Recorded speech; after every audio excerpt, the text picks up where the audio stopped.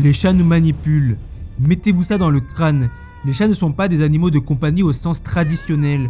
Ce sont des petits tyrans à fourrure. Vous pensez que vous possédez un chat? Nope, c'est lui qui vous possède. Vous les nourrissez, vous nettoyez derrière eux, et qu'est-ce qu'ils font en contrepartie?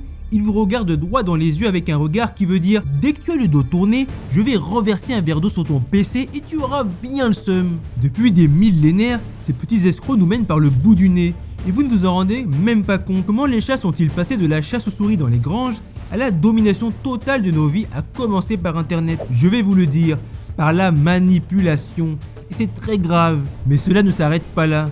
Les chats ne se contentent pas de vous manipuler, ils détruisent la planète. En Australie, le pays du diable, ces assassins à fourrure ont plié 22 espèces animales en les envoyant au cimetière ces dernières années. Que ce soit clair, je risque gros avec cette investigation. Partout où je marche, un chat me suit de loin. Ils ont saboté mon wifi, supprimé mes notes et l'un d'eux a même piraté mon compte Netflix. C'est la plus grande escroquerie de l'histoire et nous avons tous été manipulés. Ne bougez pas d'un pouce, car lorsque nous aurons terminé, vous ne regarderez plus jamais votre petit tyran à poil de la même manière. Tout commence il y a environ 10 000 ans. À l'époque, les chats n'étaient pas des célébrités d'Instagram ou des influenceurs de TikTok. Ces bandits n'étaient que des chasseurs solitaires qui se faufilaient dans le croissant fertile, une région où la terre très riche permet à tout type de plantes de pousser. Lorsque les humains de l'époque ont découvert l'agriculture, tout a changé. Ils n'avaient plus besoin de se fatiguer à chasser les cerfs et les lapins toute la journée pour manger.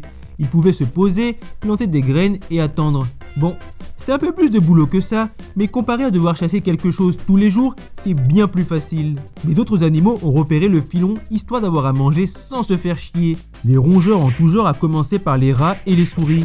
Ils se sont dit, attendez, les humains vont laisser traîner des tas de céréales? Pololo! Jackpot! C'était un buffet à volonté et les rats ne laissaient pas de pourboire. Et c'est là qu'il est arrivé. Regardez-le. Ce n'est pas un chat domestique, ça, c'est un chat sauvage africain, Felis sylvestris libica. Et cette terreur d'Afrique n'allait certainement pas laisser les rongeurs faire ce qu'ils veulent. Ils sont arrivés et ont commencé à tabasser les rats sans la moindre pitié. Les fermiers regardaient en se disant « Yo, qui sont ces petits miracles à fourrure ?» Ils adoraient ça.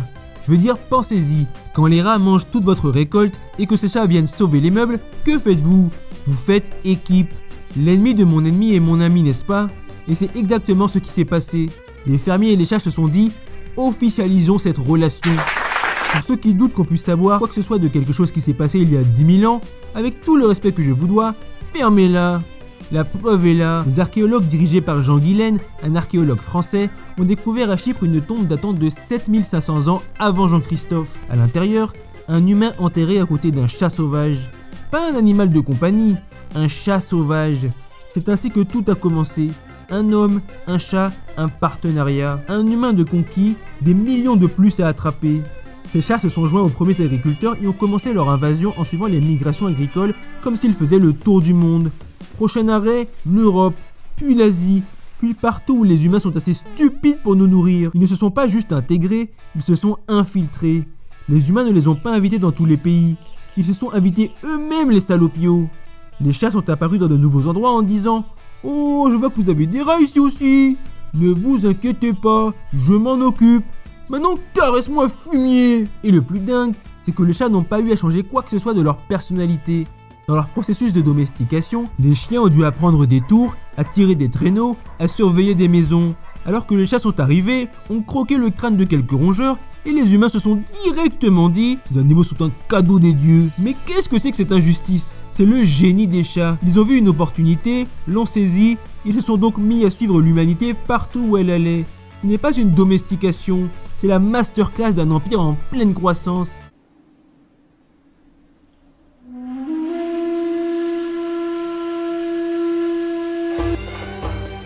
Si c'est dans le croissant fertile que les chats ont matché l'humanité, alors c'est en Égypte qu'ils ont réussi à conclure. Les chats n'ont pas débarqué en Égypte en tant qu'animaux de compagnie. Ils y sont entrés comme si l'endroit leur appartenait. Et devinez quoi? Les Égyptiens se sont mis à genoux sans poser de questions. Ils ne se contentaient pas d'aimer les chats, ils les vénéraient.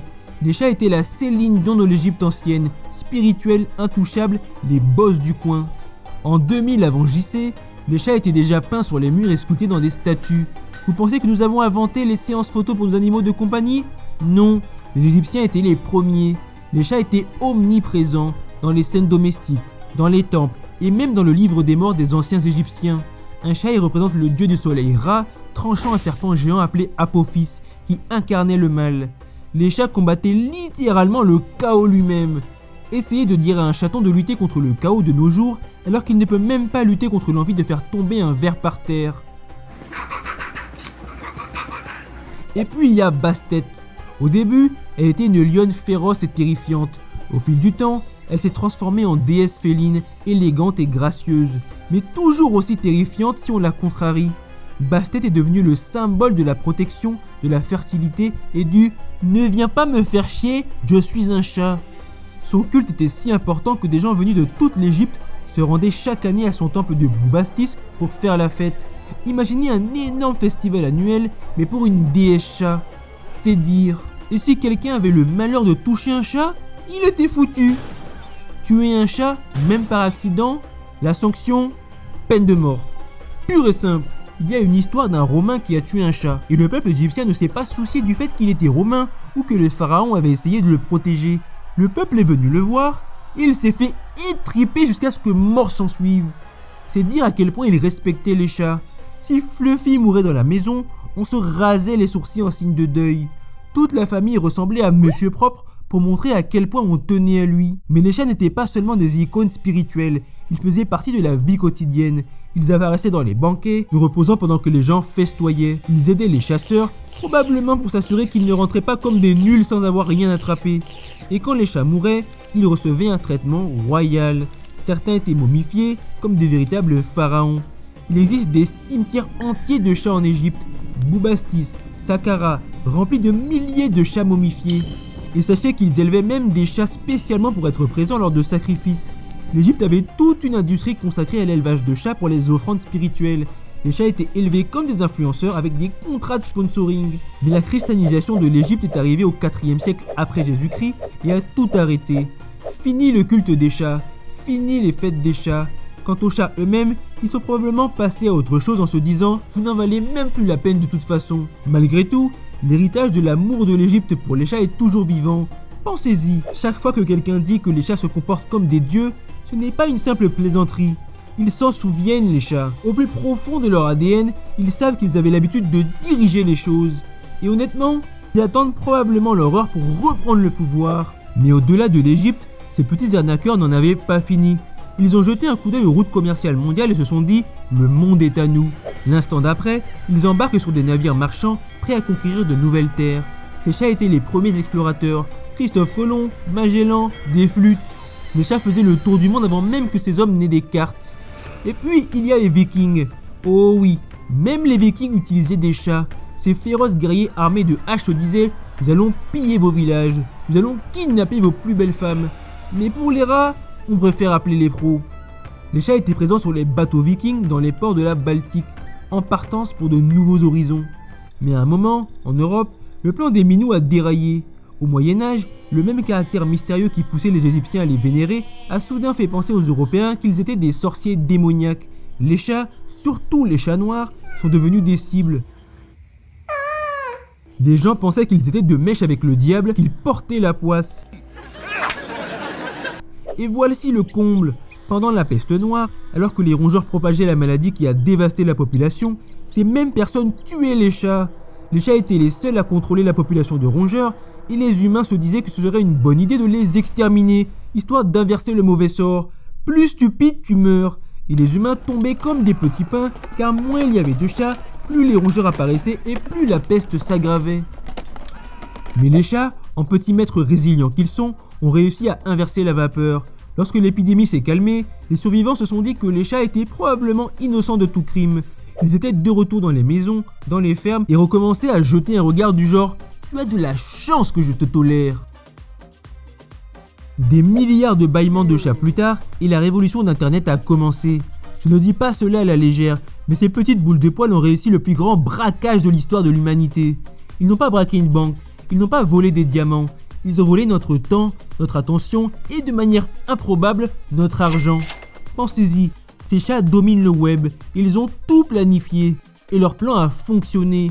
Les chats sont sur YouTube, TikTok, Instagram, Facebook, Snapchat et probablement aussi son LinkedIn. Si vous repérez un profil LinkedIn d'un chat, il dirait « expert en sieste, KO et faire passer les humains pour des andouilles ».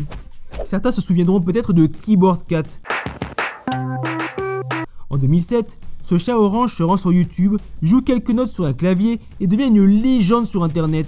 Les gens de l'époque pensaient que ce n'était qu'une petite vidéo amusante, ratée. C'était le début d'une révolution. Keyboard Cat ne s'est pas contenté de jouer de la musique, il s'est joué de nous.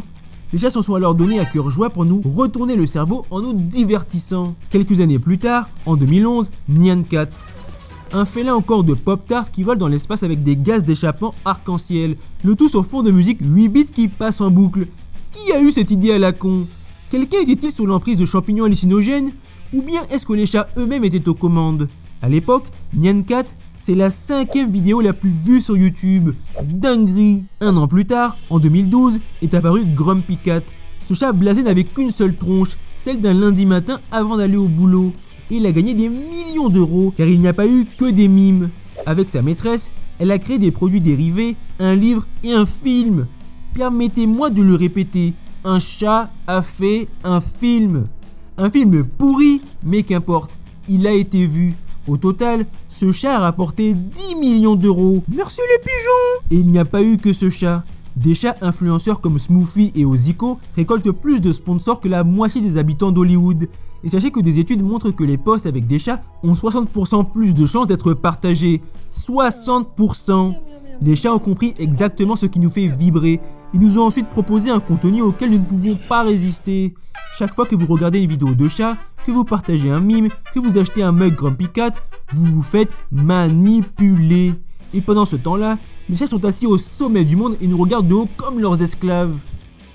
Oh bon sang, un chat est à ma fenêtre. Il veut que j'arrête de vous raconter le complot. Il faut que je me dépêche de vous le raconter. Et vous likez la vidéo. Vous vous êtes déjà demandé pourquoi les chats miaulent-ils? Genre, vraiment y penser. Vous pourriez dire, oh c'est juste un petit bruit mignon qu'ils font. Faux. Ce miaulement est une arme de manipulation émotionnelle conçue sur mesure pour vous et moi. Les chats ne miaulent pas entre eux une fois qu'ils ont grandi. Les chats sauvages sont silencieux comme des ninjas. Mais les chats domestiques, ils ont compris que pour nous contrôler, ils devaient parler notre langue. Ils ne se contentent pas de miauler au hasard. Les études ont montré que les chats adaptent leur miaulement en fonction de ce dont ils ont besoin. Ils ont toute une panoplie de sons. Il y a le miaulement court, comme un appel rapide à l'attention. Hé humain, le bol de nourriture est vide, dépêche-toi. Puis il y a le miaulement long et prolongé. Oh mon Dieu, je suis affamé, je meurs. Et le cri aigu, l'option nucléaire. Tu ne peux pas me résister, humain de pacotille, alors donne-moi des croquettes. Mais c'est là que ça devient fou. Les chats ont évolué pour inclure dans leur miaulement des fréquences qui ressemblent aux pleurs d'un bébé humain. Je répète, les chats font le même bruit que les bébés. Pourquoi? Parce qu'ils savent que ça nous prend aux tripes.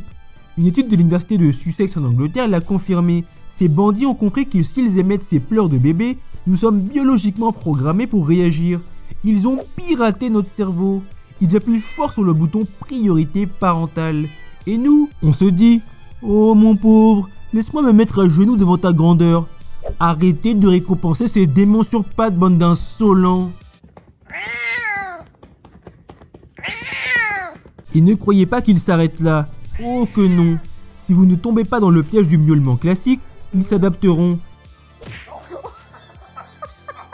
Ils effectuent des tests en permanence, en essayant différentes hauteurs de son et intensité jusqu'à ce qu'ils trouvent celle qui fait tomber vos défenses. Vous pensiez dresser votre chat? Non, c'est votre chat qui vous dresse depuis le début. Il y a même une expérience scientifique où des humains ont écouté des enregistrements de miaulements de chats. Et vous savez quoi? Ils ont tous succombé à la tentation d'aller aider le minou soi-disant en détresse. On ne parle même pas le langage des chats, mais notre cerveau est câblé pour réagir. Les chats se livrent à un véritable hold-up psychologique et on les récompense en les caressant. Le ronronnement des chats. Juste une petite vibration mignonne? Ou s'agit-il d'un code secret destiné à contrôler nos émotions et à nous faire exécuter leurs ordres? Quel autre animal dispose d'une bande sonore intégrée qui nous fait instantanément nous sentir mieux? Mais qu'est-ce que le ronronnement? Il s'avère que ce n'est pas simplement un bruit de bonheur, c'est bien plus sophistiqué que cela. Les recherches montrent que le ronronnement est causé par des vibrations du larynx et du diaphragme. Mais voici la vraie question. Pourquoi est-ce que ça nous met en PLS à ce point? Pourquoi le ronronnement d'un chat nous fait-il passer du statut d'humain stressé à celui de joyeux clown prêt à répondre à ses moindres besoins? Selon la science, il s'agit d'une sorte de cheat code pour notre système nerveux. Le ronronnement réduit le stress, ralentit notre rythme cardiaque et améliore même notre humeur. Les chats font ici ce que les applis de méditation et les cours de yoga ne peuvent que rêver de faire. Et sachez que le ronronnement fonctionne à des fréquences comprises entre 25 et 150 Hz. Apparemment, ces vibrations peuvent contribuer à la guérison des os et des tissus.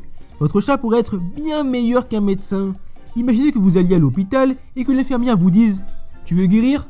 Adopte un chat. Allez, dégage maintenant !» Mais ne laissez pas votre chat l'apprendre, ou il commencera à vous faire payer et ce ne sera pas remboursé par la sécu. D'ailleurs, si vous pensez que les chats ne ronronnent que lorsqu'ils sont heureux, vous vous trompez. Ils ronronnent également lorsqu'ils sont effrayés, blessés ou malades. Il ne s'agit pas seulement d'un son joyeux, mais aussi d'une technique de guérison personnelle puisque ça améliore leur propre guérison. C'est un délire. Oh! Je vous vois derrière votre écran être attendri par ces ronronnements. N'oubliez pas, le ronronnement n'est pas seulement un bruit, c'est un outil, une épée à double tranchant. D'un côté, il vous apaise, vous guérit, vous pouvez vous sentir bien. D'autre part, il vous retourne le cerveau. Vous êtes sur le canapé, vous vous détendez enfin, et voilà que votre chat arrive. Il s'installe sur vos genoux, et avant même que vous ne vous en rendiez compte, il est en train de faire ce truc, le pétrissage. Il a l'air tout mignon, en fonçant ses petites pattes dans vos jambes, et vous êtes là assis à vous dire « Oh, il m'aime !» Mais vous savez maintenant qu'il faut vous attendre à une entourloupe. Examinons la véritable raison de cet étrange petit rituel.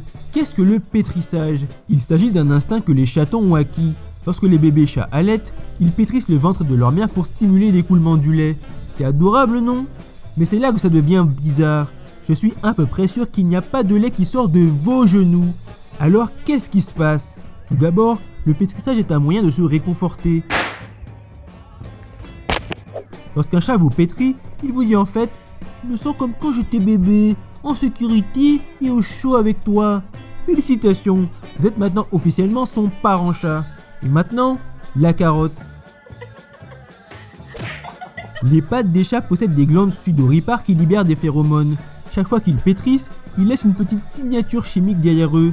Ce n'est pas un massage, c'est un marquage de territoire. Quand votre chat vous pétrit, il ne dit pas seulement « je t'aime bien », il dit « tu es à moi maintenant ».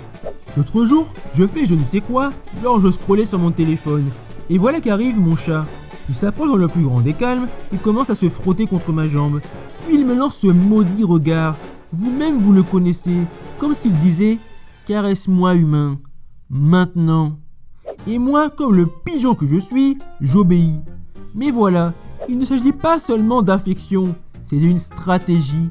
Les chats aiment les caresses, mais seulement quand ils le décident. Vous avez déjà remarqué que les chats agissent comme si le fait d'être caressé était un privilège qu'ils vous accordent? Comme s'ils étaient généreux de vous offrir le droit de les caresser? Ils ne sont pas comme les chiens qui réclament de l'attention 24 heures sur 24 et 7 jours sur 7. Ils s'approchent en douceur, le corps souple et détendu, frottant éventuellement leur menton ou leur front sur votre main. C'est leur manière de dire « Bon, tu as le droit de me caresser 2 minutes, mais pas 1 seconde de plus. » Mais encore une fois, lorsqu'un chat se frotte contre vous, il n'est pas seulement affectueux, il vous marque. Les chats ont des glandes odorantes partout sur les joues, le menton, le dessus de la tête, la base de la queue. Lorsqu'ils se frottent contre vous, ils marquent leur territoire. C'est pour ça que lorsque vous rencontrez un autre chat, il vous renifle avec ferveur. Il essaye de sentir plusieurs choses. Si vous avez déjà un maître, et qui est ce maître en question? Qui êtes-vous et êtes-vous une menace pour son royaume? Et le truc, c'est que cette odeur ne dure pas éternellement. Chaque fois que vous rentrez à la maison, ils doivent réappliquer leur petit parfum de phéromones. Vous étiez dehors et vous sentez le dehors? Ils doivent donc régler tout ça. C'est territorial, c'est possessif et honnêtement, c'est bien joué. Sinon, en matière de caresses, ce sont les chats qui fixent les règles. Les chats ont des zones de caresse très spécifiques. Les joues, le menton, le front, la base de la queue et parfois leur dos. Restez dans ces zones et c'est bon. Mais si vous vous égarez dans la mauvaise zone, par exemple le ventre, faites vos prières. 俺の魂に触れるか。共に腹の底から小僧を笑った仲だ。一度は許す。二度はない。部をわきまえろ。知れ者が。Ce démon vous laisse une chance, mais dans d'autres cas, c'est là que les griffes sortent. Je sais que ce ventre paraît tout doux, et il l'est, mais ce n'est pas une invitation, c'est un piège. Et n'abusez pas de son hospitalité, les chats adorent être caressés, jusqu'à ce qu'ils ne veulent plus de votre main sale sur eux. À un moment, ils ronronnent et s'appuient sur votre main. Et la seconde d'après, ils vous giflent, l'air de vous dire « Tu te débrouillais si bien, mais tu es devenu trop gourmand. Maintenant tu vas en payer le prix. » Et le prix, c'est le syndrome du chat caressé mordeur. C'est un nom stylé, n'est-ce pas? Ça a l'air sérieux. Mais laissez-moi vous expliquer. C'est quand votre chat passe du chaud au froid pendant une séance de caresse. Un instant, vous lui grattez le menton en vous disant « On est en train de nouer des liens, c'est génial !» L'instant d'après, il vous mord la main comme si vous veniez d'insulter ses ancêtres. Et vous êtes là, assis, à vous demander ce qui vient de se passer. En fait, ça n'a rien à voir avec vous. Il ne s'agit pas d'un problème de rage féline profondément ancré. C'est une question de communication. Ou plutôt, du fait que les chats sont d'horribles communicateurs et que les humains sont encore pires lorsqu'il s'agit de capter leurs signaux. Voici ce qui se passe. Les chats sont très sensibles au toucher. Ils adorent qu'on leur gratte la tête, voire qu'on les frotte sous le menton. Mais dès que vous franchissez leur limite invisible du trop, c'est la fin du game. Cette limite est d'ailleurs aléatoire et en perpétuel mouvement. Un jour, ils adorent les caresses sur leurs pattes. Le lendemain, vous essayez la même chose et vous vous faites lacérer les doigts. Ce n'est pas juste. Bon, en vérité, les chats nous avertissent. Ils nous disent « Très bien humain, tu as 3 secondes pour reculer. » Mais est-ce que notre ego surdimensionné y fait attention? Bien sûr que non. On est trop occupé à penser « Oh, il ronronne, il adore ça !» Pendant ce temps, les oreilles du chat s'aplatissent, sa queue s'agite et ses pupilles se dilatent comme s'il venait de voir un fantôme. Ce sont les signaux d'alarme. Et si vous les manquez, vous méritez votre punition. Mais voilà où ça devient intéressant. Certains experts pensent que le problème est plus profond. Si la mère d'un chaton n'a pas été touchée ou socialisée pendant la grossesse, ces chatons peuvent trouver les caresses carrément inconfortables, voire douloureuses. Il se peut donc que votre chat ne vous déteste pas, mais qu'il pense simplement que vous le caressez avec un cactus. L'astuce consiste à s'arrêter avant qu'ils n'atteignent leur point de rupture. Plus facile à dire qu'à faire, n'est-ce pas? Mais si vous vous obstinez à vouloir les caresser plus longtemps, vous devez reconnecter leur petit cerveau. C'est ce qu'on appelle le contre-conditionnement. En gros, vous les récompensez avec des friandises lorsque vous les caressez, afin qu'ils commencent à associer cela à des bonnes sensations. Avec le temps, vous pouvez prolonger les séances de caresses sans finir aux urgences. Ce n'est pas infaillible, mais c'est mieux que de jouer la roulette russe avec ses doigts. Mais vous ne le dressez toujours pas, c'est lui qui vous dresse encore une fois. Votre chat a compris comment vous faire douter. Chaque fois qu'il vous mord pendant une séance de caresses, il vous donne une leçon. Vous êtes maintenant très attentif à son langage corporel et vous marchez sur des œufs pour le satisfaire. Qui contrôle la situation? Lui. Même lorsque vous essayez de les entraîner avec un contre-conditionnement, il gagne. Pourquoi? Parce que vous vous démenez maintenant pour gagner leur approbation. Vous n'êtes rien de plus qu'une marionnette. Vous n'êtes plus le propriétaire maintenant. Vous êtes l'employé. En tant que bon manipulateur, il y aura des moments où ils sentiront le besoin de vous contrôler avec plus d'énergie. Ça commence par un grognement. Ce son grave et grondant qui dit « Ne me cherche pas ». C'est un peu la version chat de votre grand-mère qui vous dit « Manque-moi de respect encore une fois et tu vas voir ». Et puis il y a le crachat. Oh, vous ne voulez pas entendre le crachat? C'est là que les choses deviennent sérieuses. Et si vous êtes trop lent pour comprendre, le langage corporel le confirmera. Le dos voûté, les oreilles couchées, la queue frétillante, la fourrure gonflée comme s'il venait de mettre une patte dans une prise électrique. Vous avez à peu près 2 secondes avant de vous faire déglinguer. Lorsqu'un chat grogne ou crache, ce n'est pas pour dramatiser, c'est pour fixer des limites. Il dit « Je n'aime pas la situation actuelle, je ne l'ai pas demandé, et si tu ne recules pas, tu vas le regretter. » Pensez-y, les chats n'ont pas de ressources humaines. Si vous dépassez les bornes, ils prendront directement des mesures disciplinaires, ce qui signifie des griffes, des dents ou une place permanente sur leur liste noire. Et le comble, c'est qu'elles sont toujours justifiées. S'il crache ou grogne contre vous, c'est parce que vous avez fait une boulette. Vous avez peut-être touché son ventre sans sa permission. Vous avez peut-être essayé de le prendre dans vos bras alors qu'il n'était manifestement pas d'humeur pour vous tolérer. Quoi qu'il en soit, ce n'est pas lui le problème, c'est vous. Même s'il crache ou grogne contre quelque chose d'autre, comme un autre animal ou un objet quelconque, c'est à vous de régler le problème. Éliminez la menace, désamorcez la situation et surtout, n'aggravez pas la situation en essayant de le caresser ou de le prendre dans vos bras. Les chats ne recherchent pas votre réconfort lorsqu'ils sont en colère, ils veulent qu'on leur obéisse. Voici la réalité, les chats ne sont pas seulement des animaux de compagnie, ce sont des seigneurs. Et comme tout bon seigneur, ils exigent votre soumission. On ne s'approche pas d'un roi en lui tapotant la tête, n'est-ce pas? Les mêmes règles s'appliquent ici. Si vous avez la chance d'être en présence d'un chat, vous devez respecter ses règles à lui, pas les vôtres. Et ce qui est fou, c'est qu'ils nous ont appris à leur obéir. Avez-vous déjà remarqué que vous adaptez votre vie entière pour éviter de contrarier votre chat? Si vous le laissez s'asseoir sur votre chaise préférée, si vous le contournez sur la pointe des pieds lorsqu'il fait la sieste, désolé mais c'est de la soumission. Maintenant, imaginez, vous êtes assis en train de vaquer à vos occupations et votre chat s'intéresse à un objet, un stylo ou un verre, peut-être même votre téléphone. Sa patte commence à s'approcher de l'objet lentement et délibérément. Et vous savez déjà ce qui va se passer. Paf! L'objet s'écrase sur le sol et le chat est assis là à vous regarder du genre « Tu vas faire quoi l'humain ?» Au début, cela semble aléatoire, comme une autre bizarrerie de chat, mais ne nous y trompons pas, il y a une méthode à cette folie. Les chats ne renversent pas les choses juste pour s'amuser. Non, non, non, non, non. C'est un acte calculé. Le fait est que les chats sont des prédateurs. Ils sont câblés pour poursuivre, attraper et sauter sur tout ce qui bouge. Ainsi, lorsqu'ils voient un objet sur une table, leur cerveau se dit si c'était de la nourriture, qu'il s'agisse d'un stylo ou de vos écouteurs bien chers, si ça a l'air suspect, ça mérite d'être inspecté. Le renverser est leur façon de l'inspecter. Est-ce une souris? Un oiseau? Ah non, c'est juste un verre d'eau. Bon bah, autant le casser histoire d'eux. Et c'est là qu'on a commis une erreur fatale. Les chats sont intelligents. Ils ont compris que le fait de renverser les objets attire notre attention. Vous les voyez donner des coups de patte à votre verre et que faites-vous? Vous vous levez, vous criez et vous prenez votre chat pour le déplacer peut-être. Félicitations, vous venez de récompenser ce comportement. Je vous l'ai dit, c'est une guerre psychologique. Pour eux, c'est comme un jeu. Si je fais cela, mon humain arrêtera son activité ennuyeuse et me prêtera attention. Tout le monde y gagne. Les chats ont besoin de stimulation. Et s'ils n'en ont pas, vos affaires deviennent un divertissement. Ce stylo sur votre bureau, c'est maintenant un jouet. Cette tasse à café, une invitation au chaos.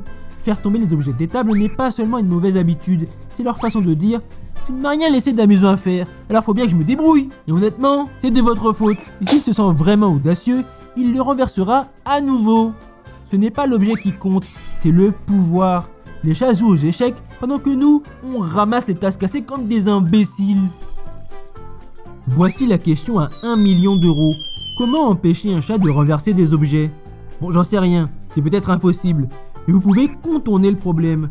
Tout d'abord, arrêtez de les mettre en situation de réussite. Si vous savez que votre chat adore faire tomber des objets de la table, ne laissez pas vos objets fragiles dessus.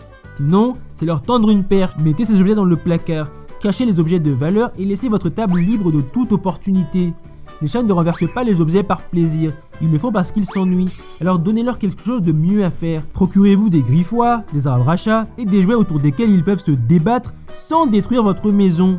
Installez un hamac à chat près d'une fenêtre pour qu'ils puissent observer les oiseaux ou crier après les écureuils. Gardez-les occupés et ils laisseront peut-être vos affaires tranquilles. Peut-être. Voici la partie la plus difficile. Ignorez-les. Lorsqu'ils renversent quelque chose, ne criez pas, ne les ramassez pas et ne riez surtout pas. Même le fait de les regarder peut être perçu comme une récompense. Au lieu de cela, redirigez-les avant qu'ils n'arrivent à la table. Lancez-lui un jouet, cachez-lui des friandises ou un truc dans le genre. En gros, faites-lui croire qu'il y a mieux à faire que de renverser des objets. Il y a quelques semaines, je sirotais un jus d'orange sans pulpe jusqu'à ce que je l'ai aperçu. Une souris, morte sur mon tapis. Mon chat n'est pas loin. Il me regarde avec l'air d'un parrain du crime qui transmet un message. Il n'a pas honte, il est fier. Ce n'est pas seulement une souris morte, c'est un coup de poing sur la table. Mais pourquoi font-ils cela? Quel est le fond du truc? Pour comprendre, il faut revenir en arrière, à leurs ancêtres sauvages. Dans la nature, les chats rapportent leur prise à leur groupe. C'est une question de survie, nourrir la famille ou montrer ses talents de chasseur. Mais les chats domestiques, ils n'ont pas besoin de chasser pour survivre. Alors pourquoi font-ils encore cela? Parce qu'ils pensent qu'on est nul, complètement incompétent. Yep, pour eux, nous ne sommes que des gros chatons sans poils, incapables de se débrouiller seuls. Lorsque votre chat dépose une souris morte à vos pieds, il n'est pas seulement généreux, il essaie de vous entraîner. Aux yeux de votre chat, vous êtes son apprenti. Réfléchissez à ça 2 secondes. Même un chat domestique bien nourri conserve son instinct de chasseur. Mais il ne s'agit pas de survie mais de contrôle. Votre chat vous envoie un message. Je suis toujours le prédateur suprême ici. Et tu as de la chance d'être dans ma clique. Cette situation, voilà ce qu'il faut faire. Règle numéro 1, ne pas paniquer. Pour un chat, c'est un grand honneur qu'il vous fait. Il vous regarde en disant « Dis merci humain ». Cela a demandé un sacré effort. Que faire? Fake la gratitude s'il le faut et dire « Bon chat ». Ce qu'il ne faut pas faire, crier ou criser. Les chats sont des créatures orgueilleuses. Ils se vexent Et croyez-moi, vous ne voulez pas offenser un chat. Parfois, les chats poussent la manipulation à son paroxysme. Oubliez les souris et les oiseaux. Certains chats ramènent des chaussettes, des légumes et même de l'argent. En 2019, un chat nommé Théo a volé plus de 100 objets au hasard à des voisins en une semaine. Là, on ne parle plus de chasseurs, mais de génie du crime. Surtout s'il ramène des billets ce voleur. Il est 3 h du matin. Le monde est calme, sauf dans votre salon. Votre chat, soudain possédé, s'élance comme un sprinter olympique, renverse des plantes et finit par bondir sur votre lit. Mais pourquoi les chats font-ils ça? C'est ce que les scientifiques appellent les périodes d'activité frénétique aléatoire, ou, comme j'aime l'appeler, Aïe! Et voilà le hic. Et si les Aïe! n'étaient pas aléatoires, et s'il ne s'agissait pas seulement d'un comportement excentrique du chat, et si ces Aïe! faisait partie d'un plan plus vaste visant à nous garder sous leurs petites pattes poilues. Voyons cela de plus près. Les Aïe! sont ces moments où votre chat passe du statut de paresseux à celui de missile en fourrure en un centième de seconde. Il court, bondit et parfois même miaule comme s'il venait de voir un fantôme. Pour vous, c'est le chaos. Pour votre chat, c'est encore une fois de la stratégie. Soyons réalistes, les chats sont les champions de la sieste dans le monde animal. Ils dorment toute la journée, s'accaparant les endroits ensoleillés, puis s'étonnent d'avoir de l'énergie à dépenser la nuit. C'est l'heure des Aïe! C'est comme s'ils avaient fait le plein d'énergie toute la journée et qu'il était temps de se défouler. Mais c'est là qu'intervient la manipulation. Les chats savent que vous ne voulez pas qu'ils fassent des Aïe! à 3 h du matin. Alors que font-ils?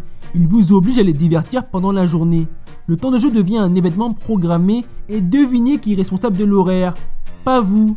Vous avez déjà remarqué que votre chat a la bougeotte juste après avoir fait la grosse commission dans sa litière? Genre, ils deviennent tout à coup des Usain Bolt qui traversent votre salon en une fraction de seconde. Eh bien, je me suis renseigné et c'est complètement fou. Premièrement, apparemment, ce serait une histoire de soulagement. Après avoir lâché quelques boulettes, le chat se sent aérodynamique et se lance comme un missile. Une autre explication est l'instinct de survie. Dans la nature, les chats ont intérêt à déguerpir une fois qu'ils ont pondu une crotte, car l'odeur pourrait attirer des prédateurs. Ancré dans ses tripes, même votre chat pourri gâté peut se dire qu'il y a des tigres invisibles qui vont manger ses petites fesses s'il reste là. Donc il fuit à tout enjamber. Et la dernière explication scientifique est que ça pourrait les rendre euphoriques. Apparemment, ça stimulerait le nerf vague, qui induit des sentiments de joie à l'état pur, tant chez le chat que chez l'humain, et qui passe par le côlon. Après tout, si on pouvait se sentir en euphorie totale après un tour aux toilettes, peut-être qu'on ferait des saltos arrière ou un truc du genre. Ah, et surtout, n'essayez pas de l'attraper pendant qu'il fait un Aïe! Vous ne ferez que le faire courir plus vite. Et pour l'amour de tout ce qui est sacré, ne criez pas. Il pensera que vous vous joignez à lui et ce serait le chaos au carré. Si vous regardez encore cette investigation, vous êtes géniaux. Mais continuons vite avant qu'il ne m'attrape et me fasse taire. Bon, parlons peu mais parlons bien. Les chats sont mignons, ouais, cool, mais on s'en contrefiche. Pourquoi est-on si accro à ces petits prédateurs qui font leurs besoins dans des boîtes en plastique et qui viennent nous réveiller à 4 h du mat juste pour le fun? Je vais vous dire pourquoi. Ces petites boules de poils ont piraté notre cerveau. Vous avez déjà remarqué qu'à chaque fois que vous voyez un chaton, votre voix monte de 3 octaves? Oh mon Dieu, il est si petit! Vous n'êtes pas bizarre. Ce sont vos neurones qui se sont fait infecter. Les scientifiques appellent ça le schéma du bébé, un terme sophistiqué pour désigner les caractéristiques qui déclenchent notre instinct de parent. Grands yeux, tête ronde, petit nez. C'est le cheat code. L'évolution nous a construits pour protéger nos propres enfants. Mais les chats ont dit « Buvons les faiblesses de ces singes intelligents ». Et ça marche. Des études montrent que les mêmes parties de votre cerveau qui s'allument lorsque vous voyez un bébé pleurer s'allument également lorsque vous regardez un chaton. C'est comme s'ils avaient une ligne directe avec le mode soignant de votre cerveau. Grands yeux égale grande manipulation émotionnelle. Et on tombe dans le panneau à chaque fois. Ce qu'il faut savoir sur les chats, c'est qu'ils sont sélectifs. Ils ne donnent pas leur affection comme les chiens. Non. Les chats vous font suer pour l'obtenir. Et c'est une des grosses raisons qui nous rend accros. Le docteur Patricia Pendry, qui étudie les interactions entre l'humain et l'animal, explique que le comportement imprévisible des chats nous donne l'impression d'être choisis. C'est comme si on se disait « Oh, il a ignoré tous les autres, mais il s'est assis sur mes genoux. Je dois être l'élu. L'élu du narcissisme, oui. » Et puis il y a le clignement lent des yeux. Vous voyez, quand votre chat vous regarde et ferme lentement les yeux. Encore une supercherie honteuse. Tout ça pour que l'humain se sente spécial, se sente choisi. Mais regardez! C'est dans ses yeux qu'il veut vous méga censurer votre culpabilité, bon sang. Et n'oublions pas le gros du gros, Internet. Les chats n'ont pas seulement conquis nos maisons, ils ont aussi conquis le web. Hein?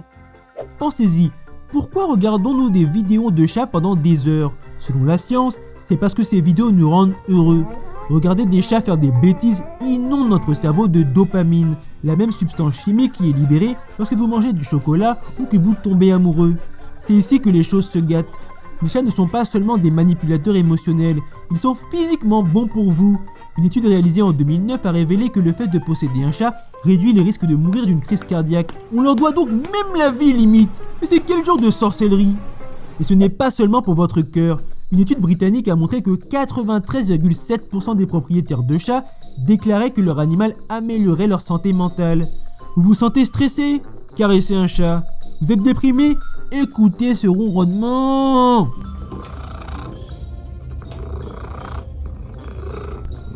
Même leurs bizarreries, comme le fait de cacher des objets ou de fixer des fantômes dans le coin de votre chambre, deviennent attachantes avec le temps. Ce ne sont pas seulement des animaux de compagnie, ce sont des machines à soulager le stress. Et d'une manière ou d'une autre, ils nous ont convaincus que leur chaos fait partie de leur charme. Soyons réalistes, les chats sont hilarants. Qu'il s'agisse d'une séance de aïe à grande vitesse à 3h du matin, ou de se retrouver coincé dans une boîte manifestement trop petite, les chats sont des comiques nés. Et les chatons, les clowns du monde animal. Plein d'énergie, toujours prêts à faire quelque chose de ridicule et impossible à ignorer. Certains ont déjà remarqué que leur chat sait quand vous passez une mauvaise journée. Ce n'est pas de la magie, c'est de la biologie. Les études montrent que les chats peuvent ressentir nos émotions. Pourquoi sommes-nous dépendants des chats? Parce qu'ils l'ont conçu ainsi. Qu'il s'agisse de leur visage de bébé, de leur affection stratégique ou de leur domination d'internet, les chats ont perfectionné l'art de la manipulation. Ce ne sont pas de simples animaux, ce sont des spécialistes du marketing. Et nous sommes les chèvres qui achètent de la nourriture gastronomique pour chats et qui suivons leurs moindres faits et gestes sur Instagram. Et on est content en plus. Surtout quand il s'agit d'histoires incroyables comme celle d'Oscar, le chat thérapeutique qui n'était pas un chaton comme les autres. Ce minou n'était pas là pour chasser des pointeurs laser ou se poser dans des cartons de colis. Oscar avait un talent spécial, il prédisait la mort. Oui, vous avez bien entendu, la mort. Voici la situation. Oscar est au centre de soins de rééducation de Steerhouse dans le Rhode Island aux États-Unis. Cet établissement est spécialisé dans les soins de fin de vie et traite des patients atteints de maladies telles que la maladie d'Alzheimer et la maladie de Parkinson. Imaginez que vous êtes dans une maison de retraite pour aller voir un de vos proches très malade. Vous avez le cœur lourd, et voilà que ce chat arrive, saute sur le lit de votre proche en disant « Bon allez le Maurice, il a fait son temps, hein. Il est temps qu'il crève ». Apparemment, la précision d'Oscar n'était pas une plaisanterie. Le personnel a remarqué qu'il se blottissait contre les patients qui étaient sur le point de mourir, parfois seulement quelques heures plus tard. Après avoir réussi à prédire la mort 25 fois, le personnel a commencé à le prendre au sérieux. Dès qu'Oscar se couchait sur un patient, ils appelaient la famille du proche pour leur demander de venir dire leur adieu au plus vite. Le pire, c'est qu'Oscar n'était même pas un chat câlin ni gentil, bien au contraire, c'était limite une tête à claque. Il crachait sur les étrangers et regardait de travers le personnel. Il était plus « je travaille tout seul » que « mignon chat de thérapie ». Et il n'a jamais été formé. Il est juste venu un jour et a commencé à repérer qui était sur le point de s'éteindre. Depuis des années, les scientifiques tentent d'expliquer ce phénomène. La première théorie, l'odorat. Apparemment, lorsque les humains sont en train de mourir, leurs cellules libèrent certaines substances chimiques et Oscar aurait reniflé ce parfum de la mort. L'autre théorie la plus probable, ce mytho d'Oscar allait voir chaque patient histoire de manipuler les humains qui simplement ont remarqué Oscar plus souvent lorsqu'il avait raison. Du genre, ah il était sur le lit, j'aurais dû m'en douter. Pendant ce temps, Oscar fait la sieste rigolant de ses andouilles. On est à Bakersfield en Californie, une belle journée ordinaire. Un enfant de 4 ans, le petit Jérémy, fait du vélo dans l'allée, rêvant probablement de dinosaures. Et voilà que surgit Scrappy, le chien du voisin. Et ce n'est pas un mignon chien qui remue la queue et qui veut te lécher le visage. C'est plutôt un cauchemar sur pattes. Scrappy déboule et mord l'enfant. Le mord. Il commence à traîner le petit Jérémy dans l'allée comme s'il s'agissait d'un vulgaire jouet. Et j'imagine tout le monde le criant « Où sont les parents ?» Mais qui a besoin de parents lorsque Tara est là? Sortie de nulle part, cette Tara, la chatte de la famille au petit, se lance comme si elle avait attendu cela toute sa vie. Tara n'hésite pas et démonte le chien avec toute la fureur d'un chat outré qu'un chien ose s'attaquer à son esclave. Laissez-moi vous dire quelque chose. Ce chat n'a pas seulement sauvé un mioche. Tara a donné un coup de boost au marketing de son espèce. Après tout, les chats ont parfois mauvaise presse. Les gens disent toujours « Ouais, ils sont distants, ils sont égoïstes ». Mais Tara, elle a mis sa vie en jeu pour défendre son humain. Bien sûr, tout cela a été filmé par des caméras de sécurité car nous vivons dans un monde où tout est enregistré. Les premières 48 heures, plus de 16,8 millions de vues sur les réseaux. Les gens n'en revenaient pas et la cote de popularité des félins a grimpé en flèche. Mais, et mesdames et messieurs, c'est un gros mais, la plus grosse arnaque qu'essaie de nous faire gober les chats, c'est qu'ils sont simplement mignons et attendrissants. Mais s'ils le sont pour les humains, il ne faut pas oublier que pour bien d'autres animaux, les chats sont des cauchemars incarnés. J'entends des chats dans mon grenier. Oh là là, j'ai pas beaucoup de temps. Faut que je vous parle de leur plus grand secret. Likez la vidéo et on repart. Pendant que nous sommes assis là à parler de la mignonnerie de leurs orteils ou de la douceur de leur ronronnement, dans la nature, ces chats sont de véritables gangsters. Les adorables petits tueurs en série de la nature. Laissez-moi vous dire une chose. Si vous aviez la taille d'une souris, votre chat vous planterait 2 crocs dans la nuque et hop, dodo à perpétuité. Commençons par les statistiques, car les chiffres ne mentent pas.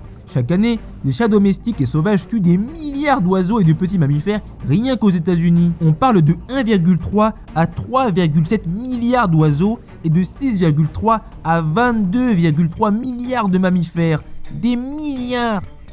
Je sais ce que vous pensez, mais virgule, ils ne font que suivre leur instinct. Un serial killer aussi, ça suit son instinct, bande d'insolents.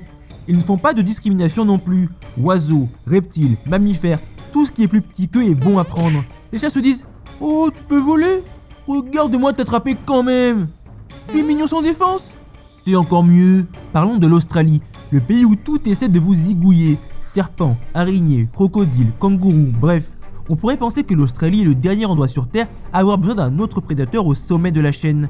Mais non, les colons européens des années 1800 sont arrivés avec des chats énervés et prêts à conquérir cet île continent. Les animaux indigènes d'Australie n'avaient jamais vu de chat avant 1788. Ils n'avaient aucune idée des dangers publics en approche. Les kangourous se disaient « Oh, c'est si doux, c'est si petit, comment pourrait-il être dangereux ?» Les chats, eux, disaient « Continue de l'ouvrir, on va te bouffer !» Aujourd'hui, les chats sauvages dirigent l'Australie comme la mafia. Là aussi, ces chats tuent plus d'1 milliard d'animaux indigènes chaque année, oiseaux, mammifères, reptiles, grenouilles, etc. Et c'est sans compter les insectes et les invertébrés qu'ils dévorent comme un buffet à volonté. Les chats sont l'espèce envahissante la plus coûteuse en Australie, avec plus d'une dizaine de millions d'euros de dégâts au cours des 60 dernières années. Dans la plupart des régions d'Australie, les chats sauvages n'ont pas de prédateurs naturels. Les dingos et les aigles à queue cendrée sont censés les contrôler, mais ces chats sont trop rusés. Avez-vous déjà essayé d'attraper un chat sauvage? C'est comme essayer d'attraper de la fumée. Résultat, ces chats ne se contentent pas de survivre, ils prospèrent. Ils sont présents dans tous les écosystèmes des déserts aux forêts. Vous savez ce qui est vraiment tragique? Le perroquet du paradis, la seule espèce d'oiseau du continent à avoir disparu depuis l'arrivée des Européens. Pourquoi? Les chats.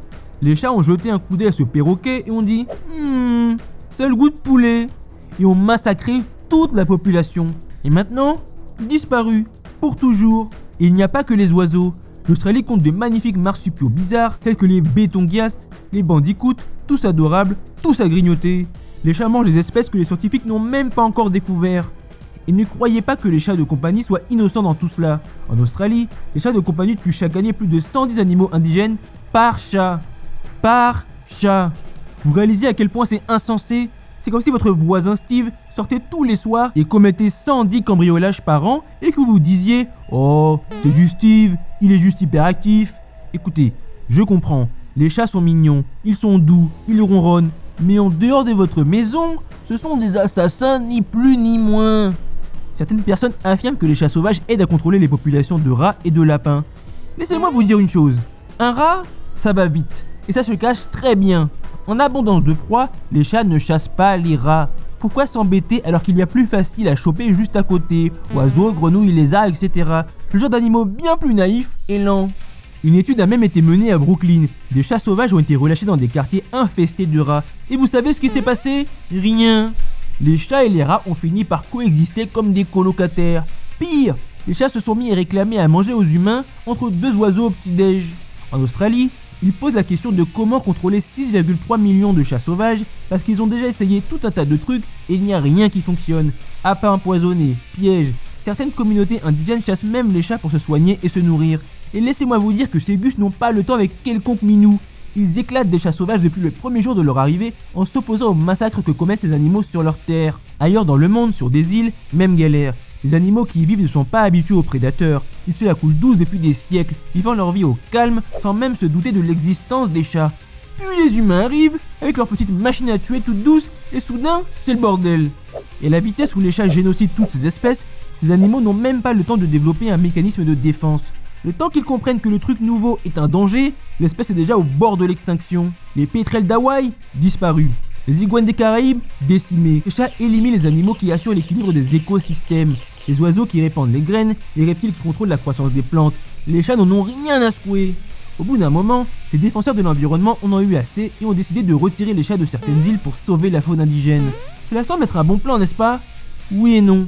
Sur l'île de Macquarie, ils se sont débarrassés de tous les chats sauvages. Et devinez ce qui s'est passé. Les lapins et les rats se sont démultipliés comme pas possible. Sans les chats pour les contrôler, ils ont tout bouffé. Toute la végétation, donc les oiseaux n'avaient plus rien pour faire des nids. Et en plus, les rats dégomment les œufs d'oiseaux comme des chips.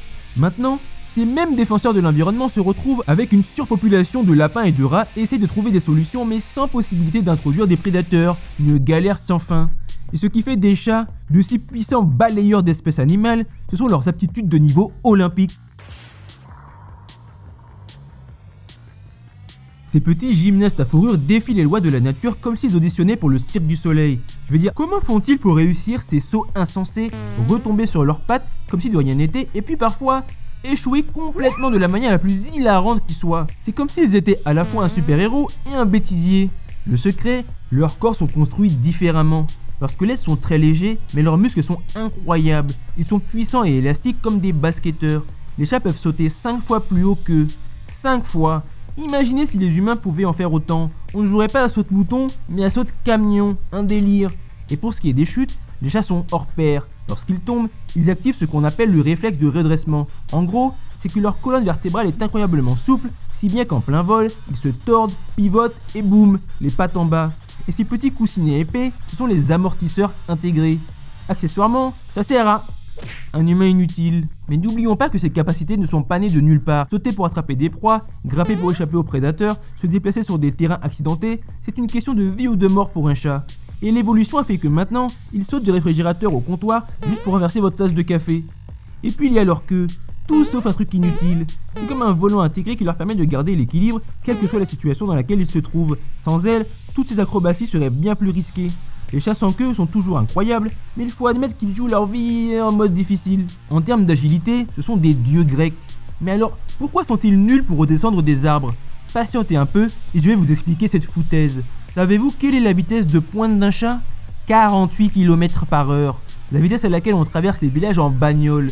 Le secret réside dans leurs muscles. Ils ne sont pas seulement forts, ils sont explosifs. Chaque pas est comme le lancement d'une mini-fusée. Mais n'attendez pas d'eux qu'ils courent un marathon. Ils ont la flemme. Les chats sont des sprinteurs, pas des coureurs d'endurance. Ils se disent « Je vais courir après cette souris pendant 30 secondes. Puis, je vais faire une bonne sieste. » Mais parlons de l'escalade. Les chats adorent grimper aux arbres, c'est leur passe-temps favori.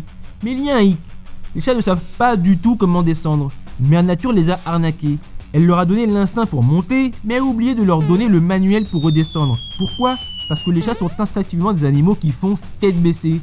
Ils foncent tête baissée dans tout. Dans les arbres, dans les endroits étroits, sur vos genoux. Même lorsqu'ils sont coincés quelque part, ils essaient de faire demi-tour pour sortir la tête la première. C'est là que ça devient drôle. Descendre la tête la première ne fonctionne pas. Leurs griffes sont recourbées vers le bas, ce qui est parfait pour s'agripper lorsqu'ils grimpent. Mais s'ils descendent de cette façon, leurs griffes n'attrapent rien. Elles ne s'accrochent pas à l'écorce. C'est comme essayer de descendre le long d'une corde avec des gants de cuisine. Le chat panique et se demande quelle est la galère dans laquelle il vient de se mettre. Et qu'est-ce qu'il fait de complètement stupide? Il se fige ou grimpe encore plus haut. Et oui, lorsqu'un chat est coincé, sa solution est d'aggraver le problème. Pour descendre en toute sécurité, un choix doit grimper à reculons, la queue en premier. Et le truc à retenir ici, c'est qu'il ne s'agit pas d'un comportement instinctif. C'est une technique qu'ils doivent apprendre et tous les chats n'y parviennent pas. Certains chats sont naturels, ils montent et descendent comme Spider-Man. Mais d'autres sont mentalement bloqués. Ils sont assis sur une branche et se disent « Bon bah, ma vie est ici maintenant. Et toi l'humain, va me chercher des croquettes. Et il y a intérêt à être écrit Luc sur le paquet ou je te griffe l'oreille. » Et n'essayez même pas de les comparer aux écureuils ou aux ratons laveurs. Eux sont cheatés. Ils ont des articulations spéciales dans leurs pattes arrière qui leur permettent de pivoter à 180 degrés, de sorte qu'ils peuvent descendre la tête la première sans problème. Les chats n'ont pas cette articulation. Leurs pattes arrière sont bloquées, ils doivent donc essayer de comprendre la gravité par eux-mêmes. Maintenant, plongeons dans l'odeur du crime. Tout commence par ce mignon petit nez. Ne vous laissez pas tromper par son extérieur rose en forme de cœur. Ce nez est l'un des systèmes GPS les plus avancés que la nature n'ait jamais construit. Et il est verrouillé sur sa prochaine victime. L'odorat d'un chat est 9 à 16 fois plus puissant que le nôtre. Cela signifie que pendant qu'on est là à renifler des fleurs en mode « Ah, ça sent bon !» un chat, lui, sent chaque insecte, chaque oiseau et chaque autre minou dans un rayon d'1 kilomètre. Mais attendez, ce n'est pas tout. Les chats disposent d'une fonction supplémentaire appelée organe voméronasal ou organe de Jacobson qui revient à débloquer un cheat code bonus. Cet organe leur permet d'analyser les odeurs en 4K haute définition. Et il ne s'agit pas d'un simple reniflement, c'est d'une enquête. Ils ne se contentent pas de sentir une odeur, ils décodent toute l'histoire. Eh mais, tu as caressé le chat du voisin toi ? Trahison! Les chats peuvent traquer leurs proies sans même les voir. Si une souris se pense cachée dans les buissons, ce qu'elle ne sait pas, c'est qu'un chat n'a pas besoin d'attendre qu'elle bouge. Il peut sentir sa peur minuscule et tremblante. Ce système d'odorat avancé ne sert pas seulement à localiser les proies, il sert aussi à détecter les faiblesses. Les chats peuvent flairer un oiseau blessé ou malade comme un requin sans le sang dans l'eau. Ils ne chassent pas les plus forts, ils chassent ceux qui ne se sont pas bien étirés ce matin-là. Vous imaginez le cauchemar? Imaginez une pauvre souris malade, et là un chat débarque de nulle part et vous sort. Ouais, ça vient d'où? N'oublions pas non plus qu'ils utilisent leur nez comme une arme dans votre maison. Ce sac de friandises dans le placard a été senti avant même que vous ne l'apportiez à la maison, alors n'essayez même pas de le cacher. Vous ne trompez personne, ils vous font croire qu'ils sont naïfs, mais c'est vous qui avez le crâne vide. Regardez ces triangles qu'ils ont au sommet de leur tête. Ces oreilles sont du matériel militaire de type sonar. Tout d'abord, les chats peuvent entendre des fréquences allant jusqu'à 64 kHz. A titre de comparaison, les humains plafonnent à environ 20 kHz, ce qui signifie qu'on est pratiquement sourd à côté d'eux. Les chiens sont corrects, avec une fréquence maximale de 45 kHz, mais les chats les dépassent encore. Imaginez que vous soyez à une fête, que tout le monde discute à des fréquences humaines normales et que votre chat vous dise « Je peux entendre le moustique qui prépare son prochain coup à l'autre bout de la pièce !» Ben merci Minou, tu pourrais aller le tabasser pour moi alors.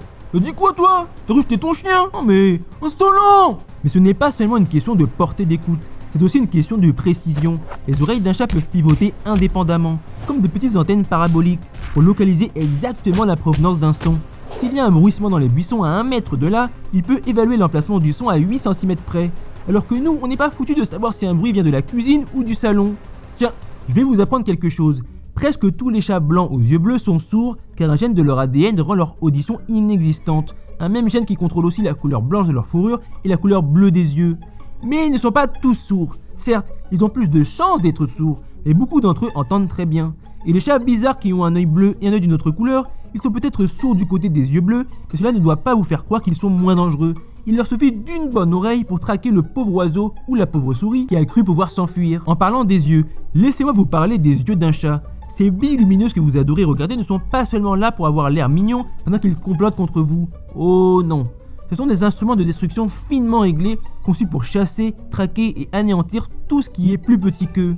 Tout d'abord, les chats ont ce qu'on appelle un tapetum lucidum. Cela signifie qu'ils ont un miroir derrière leur rétine qui renvoie la lumière de leurs yeux.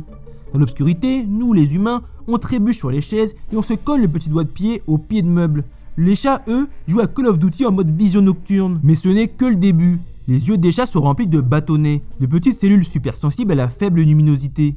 Ces petits assassins n'ont besoin que d'un 1/6 de la lumière dont on a besoin pour voir. En somme, pendant que vous cherchez vos clés dans le noir, votre chat fixe un papillon de nuit 2 pièces plus loin en lui disant « Ne bouge pas, je te vois ».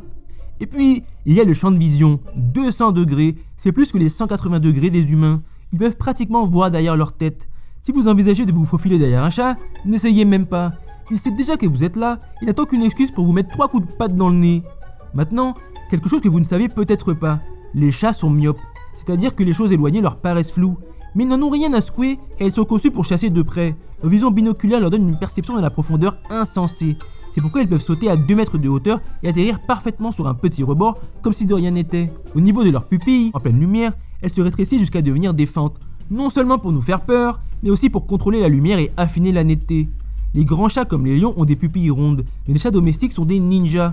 La forme de cette fente leur donne une précision de laser pour calculer avec précision l'angle auquel il faut sauter pour choper le derrière d'un oiseau en train de ronfler dans son nid. Et voilà la chose la plus ouf. Les chats peuvent voir la lumière ultraviolette. Ils peuvent voir des couleurs et des motifs que nous ne pouvons même pas imaginer. Pendant qu'on admire un coucher de soleil, ils voient les traces secrètes laissées par les rongeurs ou les plumes d'oiseaux qui brillent comme des néons. Les chats vivent dans un monde qui nous échappe complètement. Pour eux, notre maison ressemble à un trip total. Et n'oublions pas leur troisième paupière, un essuie-glace intégré pour leurs yeux. Elle se pose sur le côté, protégeant leur vision lorsqu'ils se déplacent dans les herbes hautes ou qu'ils sont sur le point d'éclater la tronche de quelque chose. Agilité, saut, autre sens, ok. Mais si ces assassins sur pattes ont réussi à manipuler l'espèce humaine, c'est aussi et surtout grâce à leur intelligence. Le cerveau d'un chat ne représente que 1% de son poids corporel, mais la taille ne fait pas tout. Leur structure cérébrale ressemble beaucoup à la nôtre. Les scientifiques affirment que les chats peuvent traiter les informations sensorielles tout comme nous. C'est pourquoi ils sont toujours en train de regarder, d'analyser vos moindres mouvements. Ne vous regardez pas par amour et encore moins parce qu'ils pensent que vous êtes beau. Mais se disent plutôt, c'est inutile, essayez vraiment de me nourrir des croquettes aux légumes. Je veux du sang, Patrick, du sang. Les chats se souviennent de tout. La fois où vous ne les avez pas nourris à temps en 2019, ils l'ont en tête. Et s'ils vous griffent tant d'années plus tard, c'est par vengeance dans votre grosse tête. Les scientifiques ont soumis les chats à des tests où ils devaient tirer une ficelle pour obtenir une friandise.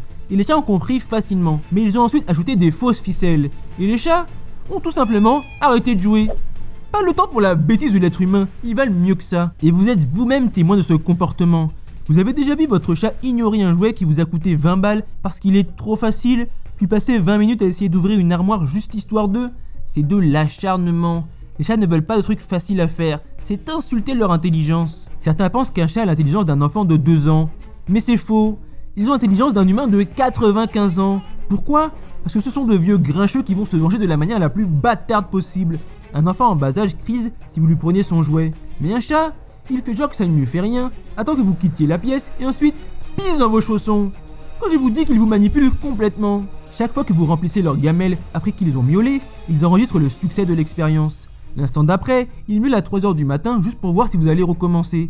Mais évidemment, on est trop à l'ouest pour remarquer toute cette supercherie. Et la cerise sur l'arnaque, c'est que les chats ont une bonne bouille. C'est là leur véritable super pouvoir, être assez mignon pour s'en tirer à bon compte. Si vous aviez un lion de compagnie qui tuait des milliards d'oiseaux chaque année, les gens deviendraient fous et réclameraient qu'on zigouille votre lion. Mais un chat? Les gens sont limite contents des talons de leur chat quand ils ramènent un oiseau. Non! Si vous laissez votre chat chasser dehors, c'est un danger public. Si vous ne voulez pas participer à la balayette vers l'extinction de nombreuses espèces, ne laissez pas votre chat domestique sortir tout seul dehors.